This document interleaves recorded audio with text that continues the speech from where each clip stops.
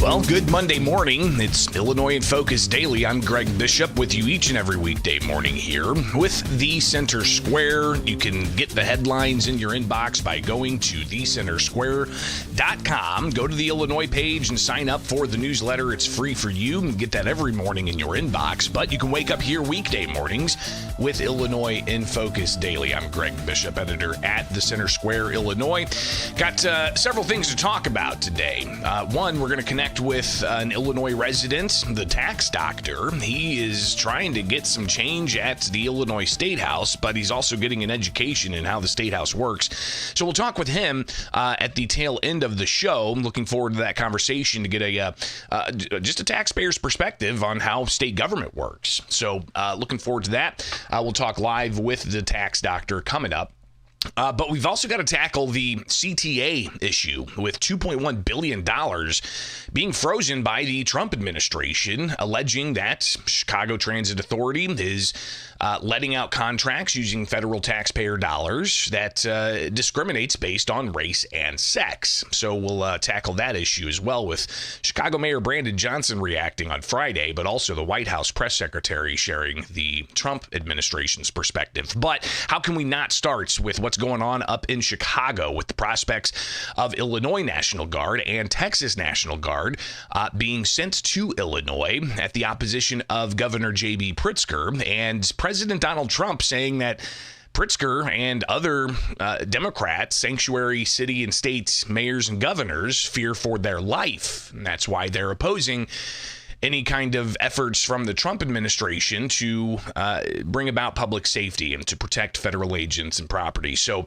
it's a very divisive conversation. There's no question about it, with some strong perspectives on each side. From those who talk about the sanctity of life and people not having to be asked for their papers on the streets, to others saying that we need law and order and federal law needs to be either enforced or get the political muster to change the law. So we'll tackle that as well here. All right. It's Illinois in Focus Daily. Get the headlines at thecentersquare.com. We've got tons to tackle. Stay with us each and every weekday morning here with The Center Square and Illinois in Focus Daily.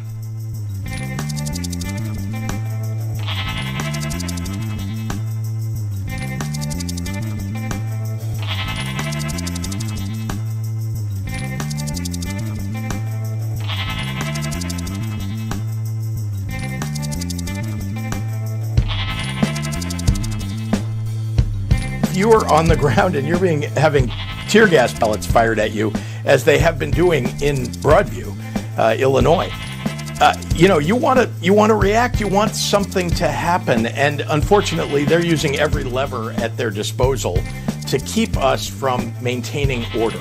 I believe the politicians are under threat because there's no way somebody can say that things are wonderful in Chicago. And I think that Pritzker, he's not a stupid person. I think that Pritzker's afraid for his life. President Donald Trump there after Governor J.B. Pritzker talking about the Chicago situation with immigration enforcement and protesters clashing with law enforcement and Illinois State Police there on scene to try to keep a perimeter safe. But you've also got headlines about not just one, but two different incidents of vehicles being rammed into federal officers' vehicles. And even one of those incidents resulting in shots fired and charges being pressed against these individuals. individuals who are using their vehicles allegedly to target ICE officials. Tons to tackle here. Good morning. It's Illinois in Focus Daily. I'm Greg Bishop with you each and every weekday morning for the Center Square. Go to thecentersquare.com where you can see the latest headlines, not just what's going on in Illinois, but also across the country. So get the newsletter in your inbox and you'll be informed and up to date. All right, let's start off with Governor J.B. Pritzker. Last night, he announced that this evening, he says President Donald Trump is ordering 400 members of the Texas National Guard for deployments to Illinois, Oregon, and other locations within the United States. No officials from the federal government called me directly to discuss or coordinate. Pritzker went on to say on X, we must now start calling this what it is, Trump's invasion. Started with federal agents. It will soon include deploying federalized members of the Illinois National Guard against our wishes, and it will now involve sending in another state's military troops. I call on Governor Greg Abbott of Texas to immediately withdraw any support for this decision and refuse to coordinate. There is no reason a president should send military troops into a sovereign state without their knowledge, consent, or cooperation. The brave men and women who serve in our National Guards must not be used as political props. This is a moment where every American must speak up and stop this madness. So that's Governor J.B. Pritzker. He also made the rounds yesterday on CNN in particular, where he joined State of the Union to talk about the issue of public safety in Chicago. Here is Governor J.B. Pritzker with Jake Tapper on CNN. Let me just say that the secretary doesn't know what she's talking about. She frankly says that people are clapping. They're not. They're booing her on the street, and they're booing ICE and CBP. They're marching, the CBP marching on a beautiful Sunday in Michigan Avenue in downtown Chicago.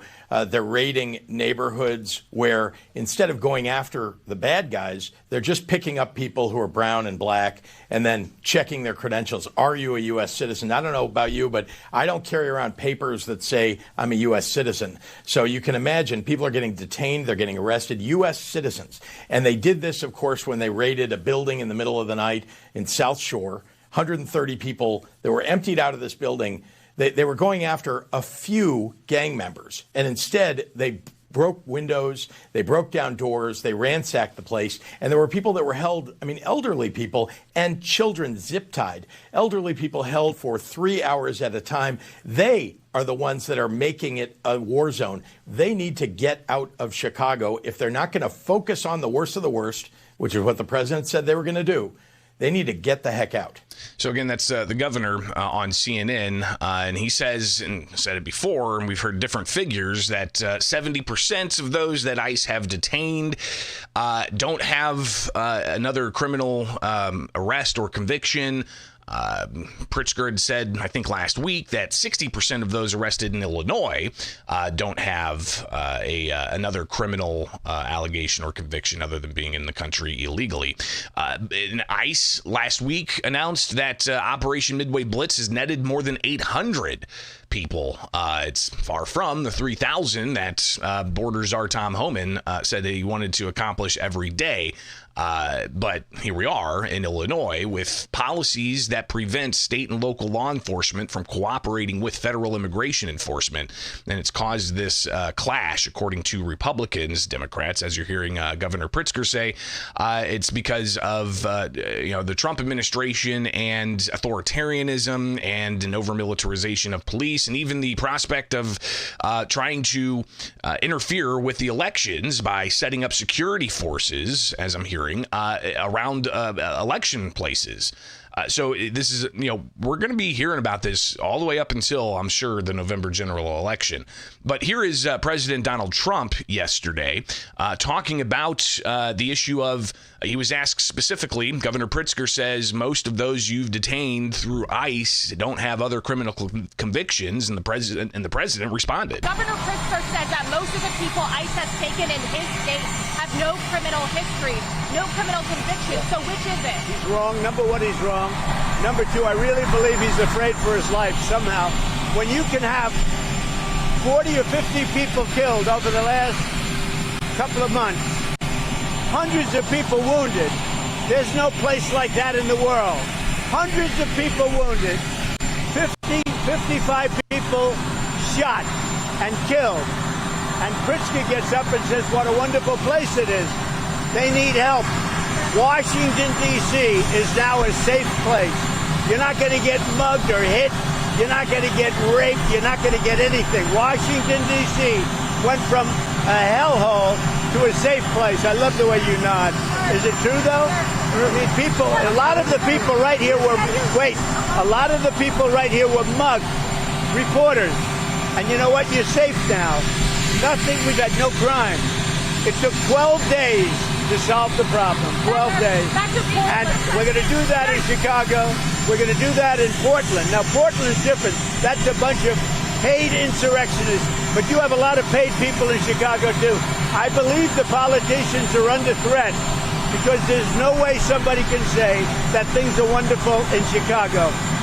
Almost 55, I think it was 55 people over a short period of time have been murdered in Chicago, have been shot. 222 people over a short period of time have been hit, have been wounded, not died. But 55 people died over a short period of time. You're telling me there's no city in the world like that. We're going to straighten it out. And I think that Pritzker, he's not a stupid person. I think that Pritzker's afraid for his life. So the president making that allegation that Pritzker fears for his life. And I think that is something we may hear reaction to with the governor set for a 2 o'clock news conference to talk about what he says is the militarization of federal agencies to come into Chicago. So officially, we'll see what happens with the National Guard troops because you've got Texas involved here now. And Texas Governor Greg Abbott has posted about this. Let me pull that up as we get the show here live to tape from the confines of my master control. But yeah, here's the Texas governor on X talking about fully authorizing the National Guard, 400 members of the Texas National Guard, and it's in response to Governor J.B. Pritzker. But for the south side of Chicago. So here we are with Greg Abbott saying that I fully authorize the president to call up to 400 members of the Texas National Guard to ensure safety for federal officials. You can either fully enforce protection for federal employees or get out of the way and let Texas Guard do it. No guard can match the training, skill, and expertise of the Texas National Guard. They defend our country with pride. America must also know that Texas still has thousands of National Guard assisting with border security. So there's Texas Governor Greg Abbott with his statement there. And all of this coming as you've got headlines like this out of the Department of Homeland Security and the U.S. Department of Justice. They posted this on Saturday saying that a federal complaint charges 2 individuals using vehicles to assault, impede, and interfere with the work of federal agents in Chicago. 2 individuals have been charged. According to the criminal complaint, U.S. District Court in Chicago, Marimar Martinez and Anthony Ian Santos Ruiz used their vehicles to strike a vehicle being driven by an agent of U.S. Customs and Border Protection on Saturday morning. Near the intersection of 39th Street and South Kedzie Avenue on Chicago's southwest side, 2 other CPB officers were also in government vehicles after striking the agent's vehicle. Goes on from there. The agent was unable to move his vehicle, exited the car, at which point he fired approximately 5 shots from his service weapon at Martinez, the complaint states. Martinez drove off, but paramedics discovered her and her vehicle at a repair shop a mile away. Martinez was taken to the hospital where she received treatment for gunshot wounds. It also goes on to say that Ruiz also drove away from the collisions, but law enforcement located him and his vehicle at a gas station about a half a block away.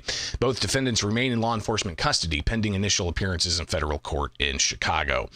Goes on there. All right, so you've got that issue, but that was only the first that happened Saturday. You've got the assistant director of the U.S. Department of Homeland Security, Tricia McLaughlin, posting this on X, having to correct that somebody posted video of vehicles ramming into other vehicles from Chicago, and they said it was the first incident. And actually, you've got Tricia McLaughlin saying that that's not from the first attack involving a 10-car caravan blockade. This is from another vehicular assault later in the day in Chicago, where an individual rammed an ICE government vehicle.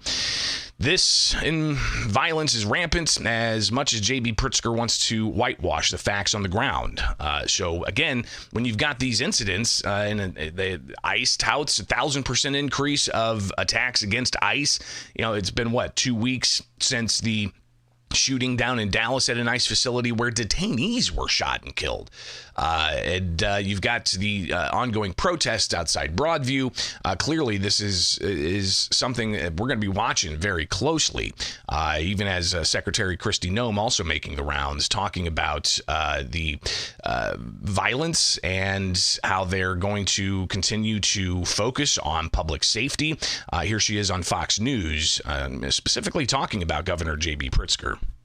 By Governor Pritzker and his willingness to let murderers and rapists run his state and have a free-for-all against the people that live in there without making it safe for families. And that's what has been the most shocking to me, is to see these local governors and mayors not stand up for law and order. That we will go into Chicago, we will go into Portland, and we'll make sure we have the backs of our law enforcement. And that's what the Department of War is providing for us.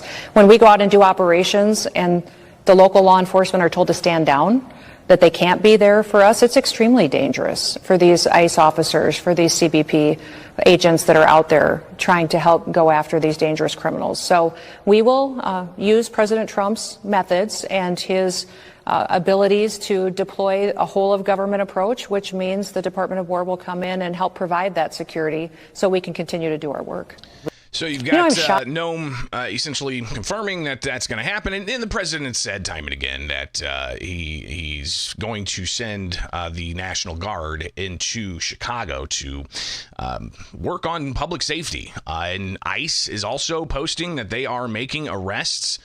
In particular, they posted that they have nabbed a Tren de Aragua member and making the arrest in Chicago. Here is the ICE Twitter X profile. Confirmed, Tren de Aragua gang member Ludwig Jean-Pierre Perez was arrested by ICE Chicago officers. He has a domestic violence conviction and pending 2024 and 2025 felony charges for assault, weapon offense, shoplifting, larceny. TDA is a violent transnational organization, terrorist organization, they say, whose presence in the U.S. threatens American safety. We won't stop until they're out of this country. But again, you've got concerns that people are being asked to show their papers on the streets. You've got concerns that federal agents are, rappelling from helicopters and, as you heard the governor earlier say, ransacking homes just to go after a few gang members. The humanitarian aspects of this with families being impacted and so on. But you've also got the flip side where it's, this is federal law being enforced. And if Illinois and Cook County and Chicago are not going to cooperate by handing over individuals they arrest alleging crimes and they find out they're in the country illegally, if local officials aren't going to cooperate with federal officials to hand over those individuals in the country illegally, how else is Border Patrol supposed to enforce the law? So, that's kind of where we're at on both sides of this. We're going to hear a lot more. Again, Governor J.B. Pritzker has an event this afternoon, Monday afternoon up in Chicago, where he's going to be talking about this and likely very critical of Governor Greg Abbott, but also of President Donald Trump. And I imagine we'll also hear from the White House throughout the day as well. It is Illinois in Focus Daily. I'm Greg Bishop with you each and every weekday morning here. Wake up with us with the Center Square.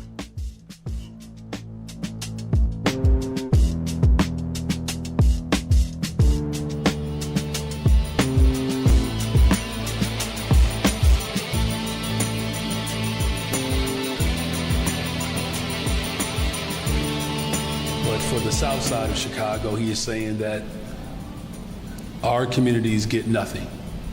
And so, I'm going to fight it, and I'm going to make sure that those dollars remain in our communities. And it's because the administration is concerned that the Biden administration was handing out taxpayer dollars to pay for this construction based on DEI. DOT is reviewing the race-based contracting on unconstitutional grounds, and in the meantime, the Department of Transportation funds for these projects are on hold.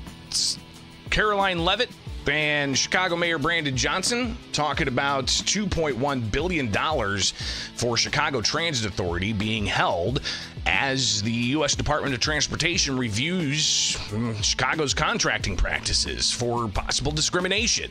It's Illinois in Focus Daily. I'm Greg Bishop, and here at the Center Square, we cover what's going on with Illinois state government, and Chicago definitely taking a lot of focus just because of the taxpayer resources that Chicago spends, not just at the city level, but also at the state level. And you've got regional transit across the state looking for a bailout, as some would characterize it, with more tax increases to fund what was a $770 million fiscal cliff to now it's $220 million after they look at some efficiencies within certain transit agencies. The prospect that you could see this later this month, starting next week, believe it or not. Veto session begins, and the transit issue is probably going to be one of those major issues. Energy as well is going to be a major issue, and any other veto action that legislators want to try to override from the governor, which there were only a handful of them. So we'll be watching that closely. It's why you need to get the newsletter at thecentersquare.com and wake up with us here each and every weekday morning. But Friday morning, the U.S. Department of Transportation put this statement out. They said this week, U.S. DOT issued an interim final rule barring race and sex-based discrimination contracting requirements from federal grants. To continue implementation of this rule, U.S. Department of Transportation today sent letters to the Chicago Transit Authority to inform them that two projects, the CTA Red Line Extension and the CTA Red and Purple Modernization Program, are also under administrative review to determine whether any unconstitutional practices are occurring. The remaining federal funding for both projects totals $2.1 billion. This was actually something that was announced by the Biden administration in December of 2024, just a few weeks before President Donald Trump took office. And that's $2.1 billion. Now, just recently, Chicago Transit Authority and Chicago officials and Senator Dick Durbin was there, and I believe Tammy Duckworth was there, and a whole host of other dignitaries and elected officials and others, all there celebrating the opening of 4 new stations in the north side of Chicago. A lot of federal tax dollars used there, but also local tax dollars and such. So you've got projects that have been completed, but now you've got $2.1 billion for an extension that is going to happen. Back to the U.S. Department of Transportation here with the latest in the statements. They say that you've got CTA regularly touting the DBE goals as a key part of the equity mission. Agency staff said that that through the end of September, 21% of its spending on the Red Purple modernization has gone far to DBE firms, some 119 companies in total. And that's after the Department of Justice said Illinois is well known to promote race and sex-based contracting and other racial preferences as public policy. DOT says, together, these critical reviews intend to ensure no additional federal dollars are going towards discrimination, illegal, and wasteful contracting purposes. Let's hear what Chicago Mayor Brandon Johnson has to say. He was asked about this Friday, and he said that the Trump administration doesn't like the working class. This is another example of how deranged this president is and how fixated he is on, removing opportunities away from Black and brown and Asian and working class communities. And he went on to say, hey, we've opened up 4 new stops on the north side of Chicago. We just opened up 4 new stations on the Red Line on the north side of Chicago. So here we are on the north side of Chicago, where the residents here understand the benefit of these investments. But for the south side of Chicago, he is saying that our communities get nothing. And so, I'm going to fight it, and I'm going to make sure that those dollars remain in our communities. So we've got $2.1 billion that's being frozen, according to the White House. Here's Caroline Leavitt, the White House press secretary, on Friday being asked about this particular issue with DOT making the announcements. Here's Caroline Leavitt. Look, the blueprint is what the president and his team and his cabinet secretaries ultimately decide. And the president trusts his cabinet secretaries to identify where there is waste, fraud, and abuse.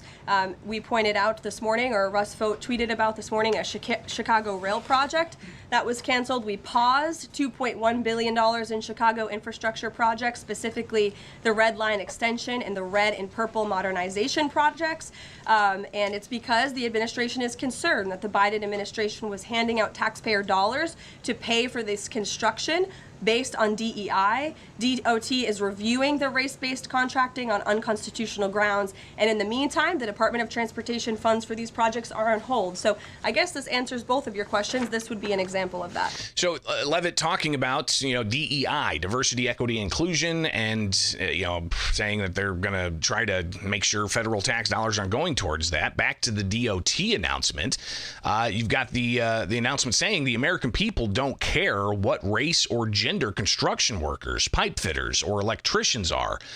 They just want these massive projects finally built quickly and efficiently, says Secretary Duffy, and U.S. DOT committed to conducting these reviews as fast as possible so reimbursements can move forward. Unfortunately, and they go on to talk about the partial government shutdown, which remains in place. So that's another element to all of these stories that you've got to work in, the partial federal government shutdown. So here we are.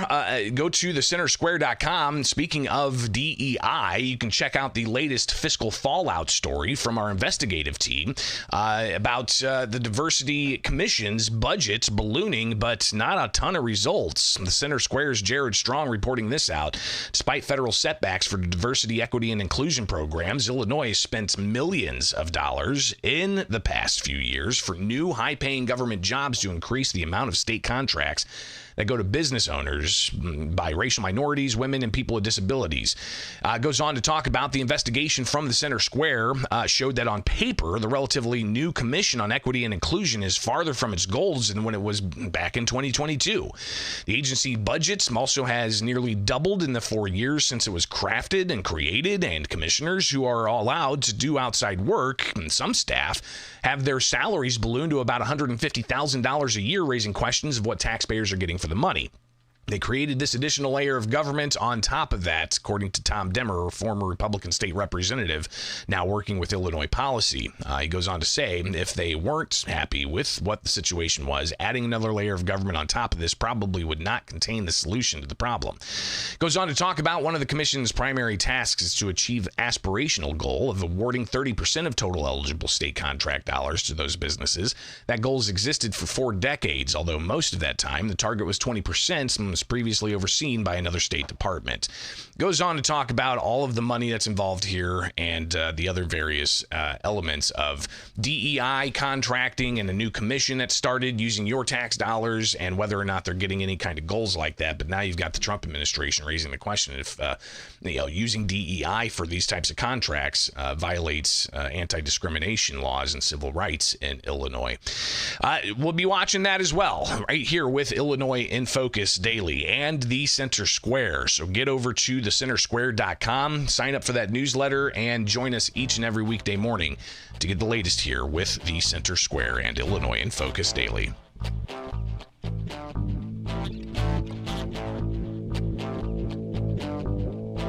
All right, stand by. Starting the live interview here in moments with the Tax Doctor.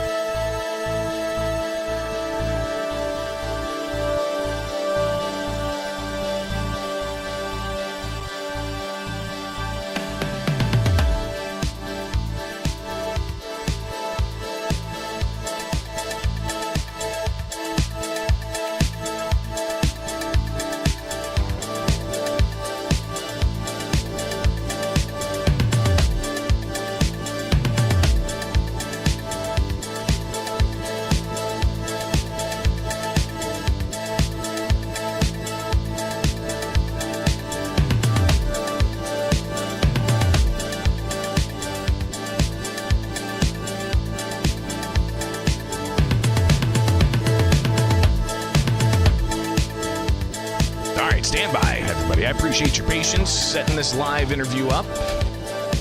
Again, appreciate your patience. Live to tape here with Illinois in Focus Daily.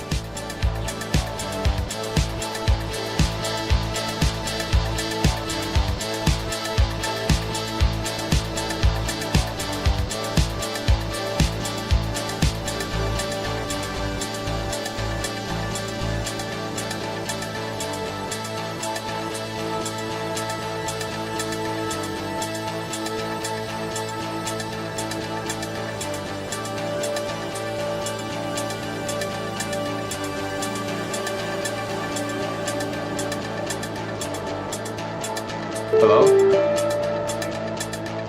All right. Well, Yes.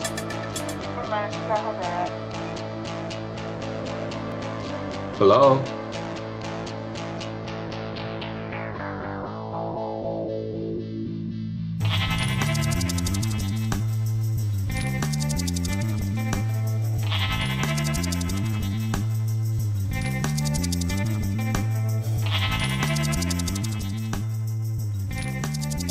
Got to turn that microphone on. You've all seen Mr. Smith Goes to Washington. If not, definitely encourage you to go check that out. But now we're going to be talking about the tax doctor goes to Springfield. Talking now with Anthony Travis. He is also known as the tax doctor. He joins us to discuss his experiences in trying to get new state policies in place. Tax doctor, thanks for taking time with us this morning with Illinois in Focus Daily. I'm Greg Bishop, editor of the Center Square. Get the newsletter in your inbox each and every day at thecentersquare.com, but also you can wake up with us here with Illinois in Focus Daily. Tax doctor, thanks again for taking time with us. What are we talking about here today? Well, we're talking about saving the state of Illinois and saving our communities, especially the Black communities, because we're under siege. People are losing their property like left and right. And that's because folks down in Springfield don't get it. So, this is obviously an issue across the state. You've got residential property taxes being the highest in the country. You've got corporation property taxes, small business property taxes, farmer property. I mean, it just goes on and on and on. And people look at their tax bills. As you know, the largest amount of money is coming from the local school board, where they get the largest chunk of that property tax dollar. But you're saying that there's another way to do this. I want you to first kind of encapsulate what you're saying is the best policy here, but also, we'll talk about what you've heard from legislators you've approached to have them talk about consolidation. Well, the governor first spoke of consolidation in 2020 when he gave the legislators the task of coming up with a way for the taxpayers to consolidate and liquidate the 7,000 units of government that is destroying our state. We have more units of government than any other state in the union, which makes no sense. We have more school districts when you compare us to Florida and the amount of students that we have. And folks need to understand, it ain't about what you may think of some of these red states. It's about, do they have good policy? And when you think about the fact that Florida have 2,838,000 students, they only have 70 school districts. Compared to Illinois, who have 1,900,000 students, and we have 856 school districts. And when you think about 1942, we had over 12,000 school districts. Can you imagine if that's what we had today? We would be outraged over this issue of using property taxes to fund education. So obviously now, education's very important. Public education's very important to a lot of people out there. We've seen the school funding formula change. The state has given $2+ billion extra in the past few years to K through 12 public schools. But you see property taxes continuing to go up and up and up across the state. What are you suggesting is the fix here? The fix is to do what Hawaii did when we had our constitutional convention. Hawaii was funding their schools by way of the what? The general fund. Then come California with Proposition 13. They fund their schools by what? By way of the general fund. And now to top it off is Indiana. 1959, or when we say 2009, Indiana fund their schools by way of the general fund. Therefore, they have low property taxes. And folks, the Citizen Advisory Coalition to Save Illinois, we're taking a page out of the 2 task force reports by the Democrats and former Representative Mary Flowers Subcommittee, where both reports talks about consolidation and getting the schools off the property tax system. It can be done. It must be done. It will be done. All right, so Tax Doctor goes to Springfield. Talk about the genesis of you actually getting on the ground in Springfield. And I met you, Tax Doctor, it feels like, a year ago or something. And you were just now getting to be able to meet with some legislators. Talk about that experience on the ground when they're in session, but also what you've been able to do with conversations with legislators outside of session. Well, let me say, our committee just met with Representative Jahan Booth Gordon, who is the chair of the Property Tax Working Group. We met with her last week. It was an awesome meeting. We walked away understanding that they're going to have more meetings about property taxes, and they're going to bring all of the various bills that's out there together. But we're sticking firm with our position that you must have consolidation of these school districts. You must get the schools off the property tax system. And as we talk to some of the legislators, quite a few of them agree with the movement of getting the schools off the property tax system. Quite a few of them agree we need consolidation of units of government.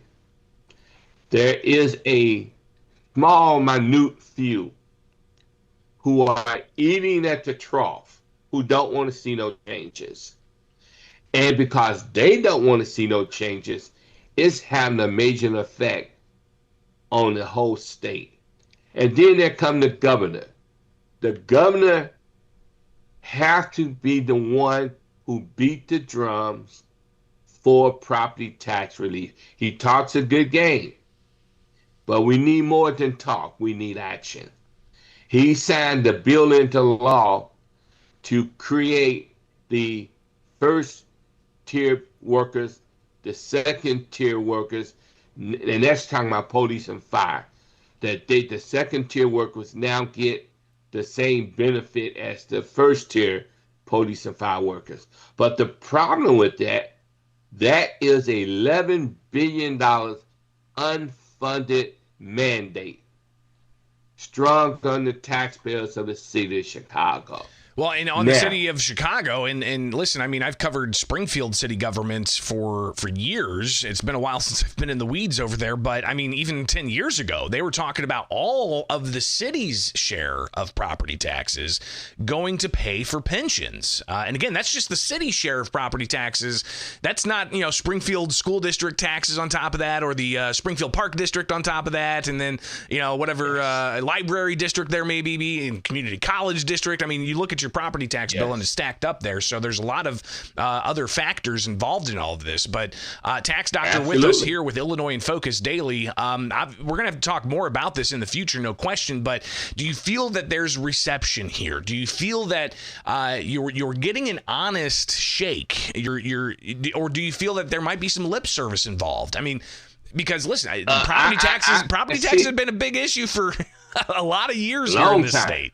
Yes, I think that can go twofold, because I know I have one representative say the budget is messed up, or one would say I support what you're doing.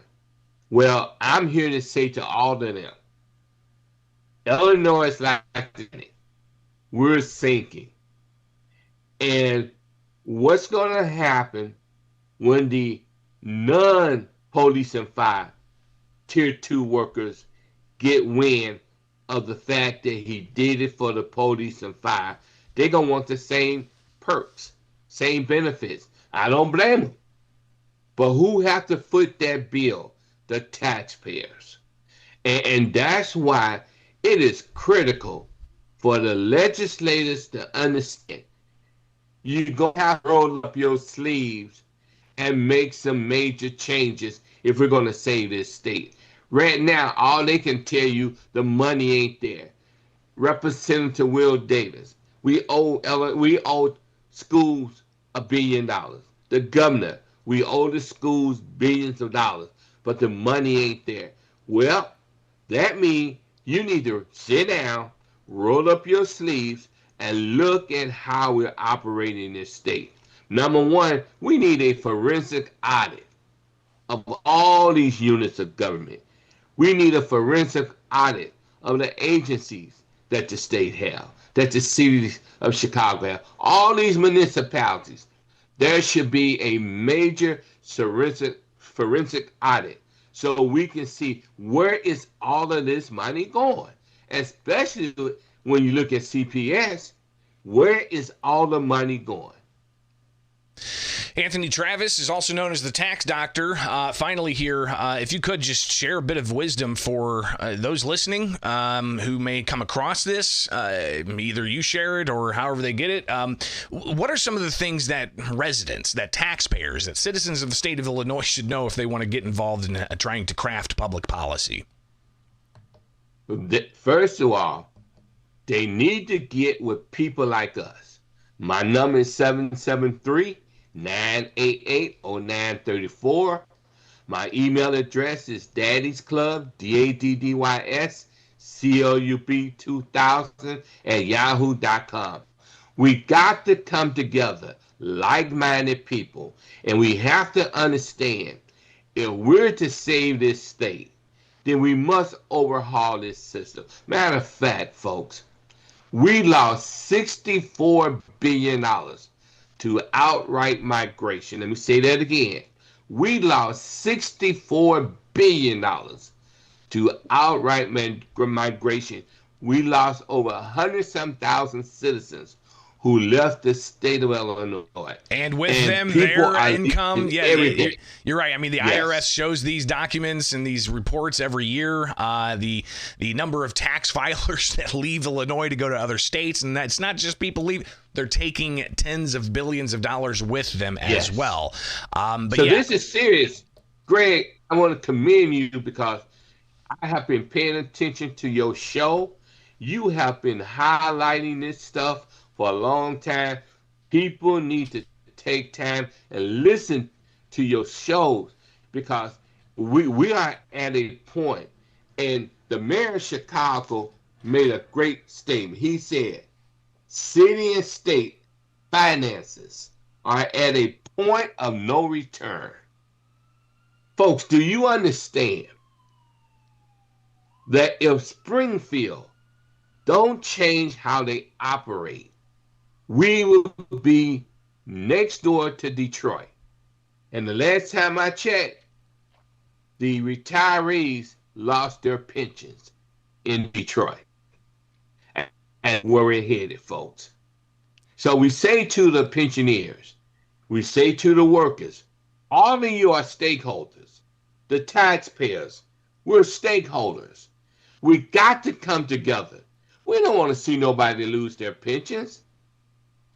But folks, we got public officials that we're paying millions of dollars to. We got superintendents we're paying millions of dollars to. And these folks didn't put their fair share into the bucket. But folks, this system must be overhauled. We're paying their medical benefits. We cannot sustain that. And folks, that's why we need universal health care or Medicare for all. Because if we can get where we'll take that back, folks. If we can get our retirees off of us paying for their insurance and have universal health care, can you imagine how much money we would save? Well, I think the universal health care conversation, though, also brings up other things like taxpayers are still going to have to pay for that as well. Anthony, there's obviously so many facets to this conversation, so many interlocking parts there as well when it comes to the possibility of consolidating school districts and having all of the school funding come from the state fund rather than local property taxes. It's an interesting conversation, and hearing your perspective and how you're navigating this as a non-elected official at the State House. Yes. All right. Well, we have 2 bills drafted by the LRB. The Legislative Reference Bureau, yes. And we will definitely be talking more about the property tax issue as we continue on. So I greatly appreciate you taking the time and sharing your thoughts. Thank you, Greg. It is Illinois in Focus Daily, each and every weekday morning here with the Center Square. Be sure to get the newsletter in your inbox and wake up with us as we go live each and every weekday morning with the Center Square. All right, it's right here with Illinois in Focus Daily. Again, get the podcast where you get podcasts. Just search Illinois in Focus and you'll find it.